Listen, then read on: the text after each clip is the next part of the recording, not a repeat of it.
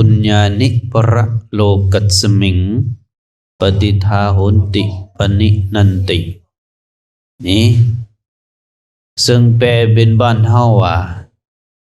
บุญอันบุคคลได้ทำไว้ดีแล้วยอมเป็นที่พึงแก่บุคคลนั้นเมื่อละโลกนี้ไปสู่โลกอื่นอันนี้มันมีอยู่ในบทกาลทานในบทกาเลททันตินี่เอาตัวญาติโยมเฮาอันนี้ถ้าเฮาพิจารณาตื่นๆออกตนญาติโยมเฮาก็จะบ่ค่อยเห็นความสำคัญปานใดแต่ถ้าเฮาพิจารณาลึกๆบุญนี่สำคัญดีๆเอาลองคิดลองพิจารณาเบิ่งอีหยังที่จะติดตามตัวเฮาไปยามเฮาล้มหายตายจากเฮือนทรัพย์สมบัติเงินคำกำแก้วลูกหลานบ่ได้มีหยังจักดีเห็นดีแล้วตนญาติโยมเฮาเฮือนซานบ้านซองงัวควายหมูหมาเป็ดไก่เงินคำสิมีเป็นตื้อเป็นโกฏก็สร้าง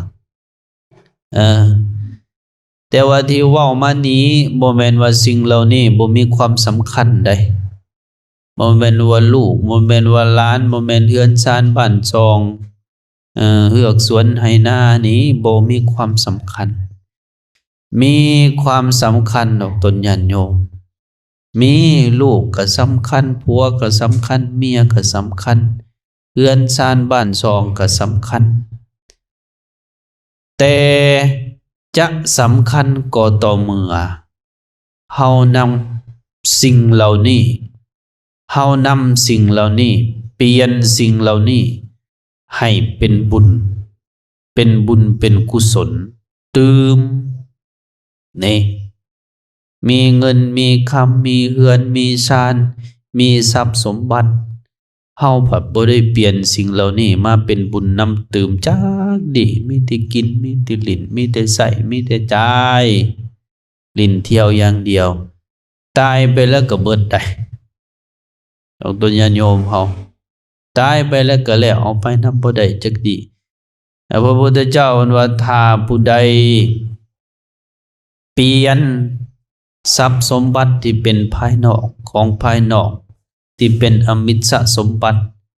ให้เป็นอริยสมบัตินี่เปลี่ยนเป็นอริยสมบัติจังใดเปลี่ยนให้มีศรัทธามีลูกมีหลานมีพ่อมีแม่ก็เปลี่ยนกับเจ้าให้เป็นผู้มีศรัทธาเชื่อในบาปในบุญ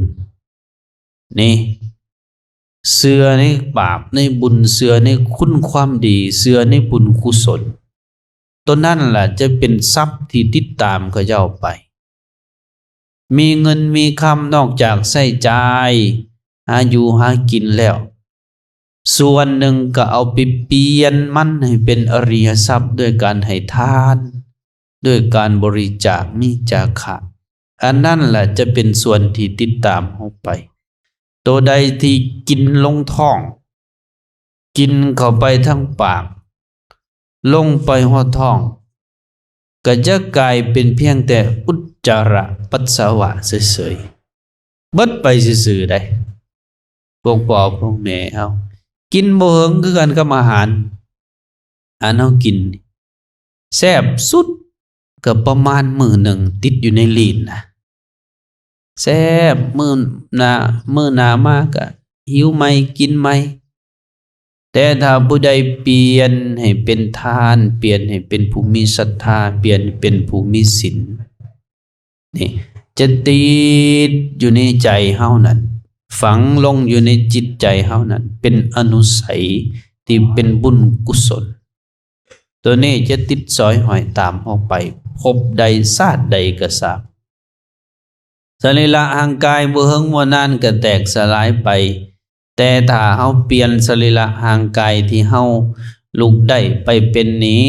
ได้สร้างนำทำบุญไอ้ตัวบุญนั่นแหละจึงจะติดตามเฮาไปได้บาปก็ตามคือกันได้บ่แม่นแต่บุญบาปก็ตามผู้ใดสร้างบาปไว้หลายก็บาปก็ติดตามไป นี่พระพุทธเจ้าเพิ่นจึงว่าปุญญานิปรโลกัสมิงปฏิทาโหนติปานีนันตินี่ผู้ใดคิดเห็นความตายอยู่มอคิดเห็นทรัพย์สมบัติที่จะพินาศไปเฮาจะรักษาไว้ดีปานใดก็ตามทรัพย์สมบัตินะญาติโยมเงินในธนาคารก็ดีเงินในบัญชีก็ตามนะเฮาจะรักษาดีปานใดก็ตามสุดท้ายก็ค่อยเบิดไปถ้ามันบ่เบิดไปก็เฮานี่ล่ะจะลาจากมันไปเหลือไว้แต่เงินแต่คำเหล่านั้นไว้แก่โลกแต่ถ้าเฮารู้จักเปลี่ยนสิ่งเหล่านั้นว่าเป็นบุญเป็นกุศลแน่ก็จะเฮ็ดให้เฮานั้นมีทรัพย์ที่จะติดโตไปนี่เปลี่ยนได้ทั้งเบิดได้พวกพ่อพวกแม่เฮาเปลี่ยนชีวิตอัตภาพห่างกาย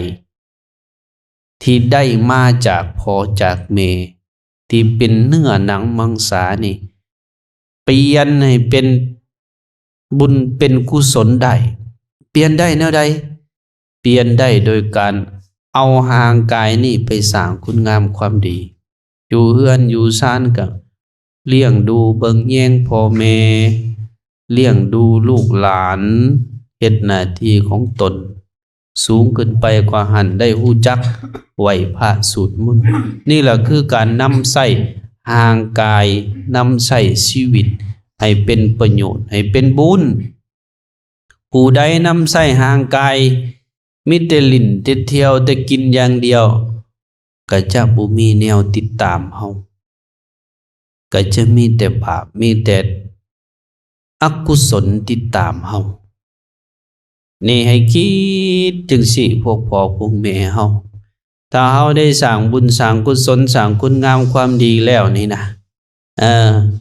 เวลาล้มหายตายจากไปนะโดยเฉพาะเวลาเฮาใกล้จะ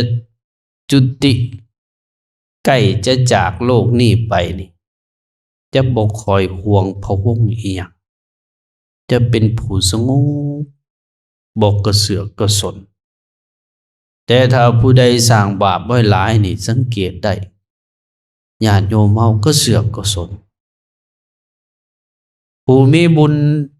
ไว้เต็มที่แล้วตายไปถึงลูกหลานจะเฮ็ดข้าวแจกบ่เฮ็ดข้าวแจกเฮ็ดแจกหาหรือบ่แจกหาใส่บาตรหาหรือบ่ใส่บาตรหาเฮาก็สบายเด้อให้รู้จักเฮ็ดไว้ได้นี่